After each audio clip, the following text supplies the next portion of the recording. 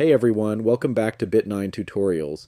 In today's video, I'll show you step by step how to install the Instagram app on your laptop or PC. Let's get started. First, open the Google Chrome browser on your computer.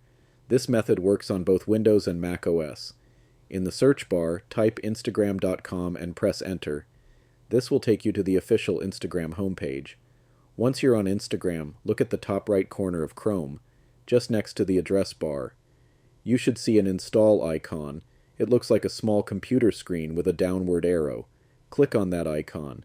A pop-up will appear asking you to install Instagram. Click Install. That's it.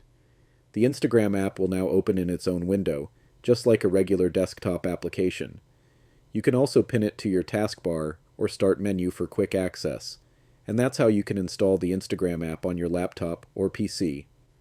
If you found this tutorial helpful, don't forget to like this video, subscribe to the channel, and hit the bell icon so you don't miss future tech guides.